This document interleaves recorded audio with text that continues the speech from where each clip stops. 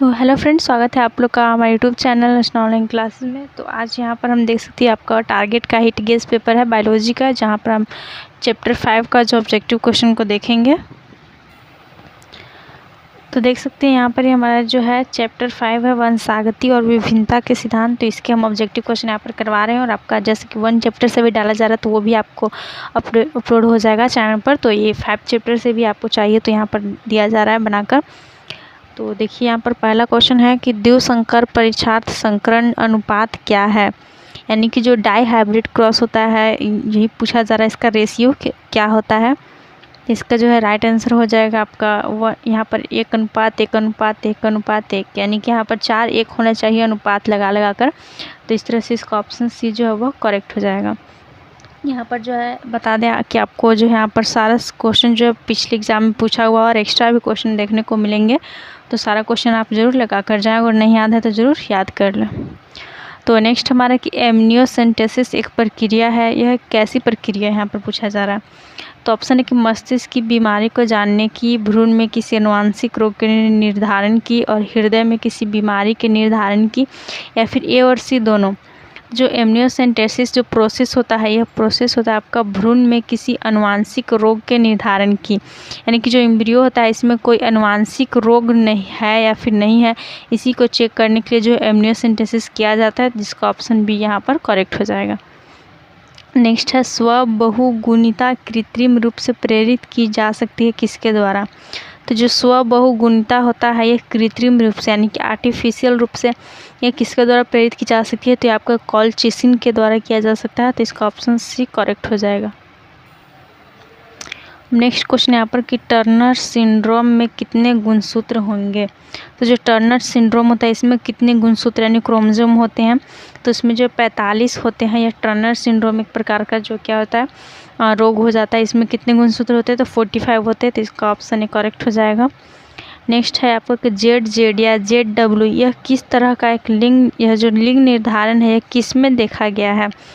तो यह जो ZZ या फिर ZW टाइप का जो होता है लिंग निर्धारण यह मोर में देखा गया है। तो इसका ऑप्शन सी जो है वह करेक्ट हो जाएगा।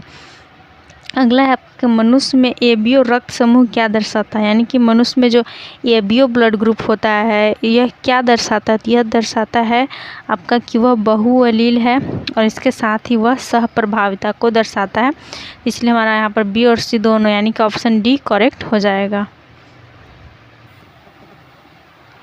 नेक्स्ट क्वेश्चन यहाँ पर कि आनुवंशिकता के नियम को किसने प्रस्तावित किया था। देख सकते क्वेश्चन 2019 में पूछा गया है। तो आनुवंशिकता का नियम किसने दिया था। तो यह दिया था मेंडल ने, पूरा नाम है जॉर्ज मेंडल। तो यहाँ पर ऑप्शन सी जो है इसका करेक्ट हो जाएगा। अगला है कि आनुवांशिकी शब्द किसने प्रस्तावित किया था। तो जो सब आनुवांशिकता के अगर हम नियम की बात करें जेनेटिक्स का, तो वो मेंडल ने दिया था। लेकिन जो आनुवांशिक यानी कि जो जेनेटिक्स शब्द है, ये वर्ड है, यह किसने प्रस्तावित किया था, किसने दिया था। तो इसका राइट आंसर होगा बेटसन ने दिया था। तो इसका ऑप्शन सी जो है करेक्ट हो जाएगा। नेक्स्ट है कि डाउन सिंड्रोम में गुणसूत्रों की संख्या कितनी होती है।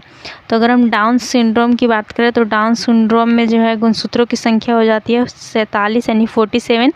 इसका ऑप्शन बी जो है वो आपका करेक्ट हो जाएगा। और अभी हमने देखा है टर्नर सिंड्रोम में गुणसूत्र की संख्या जो है 45 हो जा रही थी। ओके, अगला क्वेश्चन है यहाँ पर क्वेश्चन नंबर 10 है ट्रिटिकम एस्टिवम जो है ये क्या है। तो जो ट्रिटिकम एस्टिवम होता है यह जो है आपका हेक्साप्लॉइड होता है। क्या होता है, हेक्साप्लॉइड होता है। तो इसका ऑप्शन सी जो है वह करेक्ट हो जाएगा। नेक्स्ट है कि स्त्री यानी कि मनुष्य में कौन से गुणसूत्र होते हैं, यानी कि मनुष्य में ही आपका पूछ रहा है, लेकिन वह स्त्री यानी कि फीमेल में पूछ रहा है कि कौन से गुणसूत्र होते हैं। तो देखिए मनुष्य में जो है मेल और फीमेल यानी स्त्री पुरुष दोनों में यहाँ पर 44 गुणसूत्र जो है वह सेम होते हैं, बट जो अलग 2 और होते हैं वो अलग अलग होते हैं। या अगर स्त्री की बात करें तो वह जो है XX यहाँ पर गुणसूत्र पाया जाता है, और पुरुष में XY पाया जाता है। तो यहाँ पर 44 + XX यानी कि ऑप्शन ए यहाँ पर करेक्ट हो जाएगा। अगर यहाँ पर पुरुष पूछता तो यहाँ पर ये वाला ऑप्शन करेक्ट होता। नेक्स्ट है एक संकर का जीनोटाइपिक अनुपात क्या है। एक संकर यानी कि मोनोहाइब्रिड का पूछा जा रहा है, इसका जीनोटाइपिक रेशियो क्या होता है, जीनोटाइपिक अनुपात क्या होता है। तो उसका हो जाता है 1:2:1। तो इसका ऑप्शन ए करेक्ट हो जाएगा।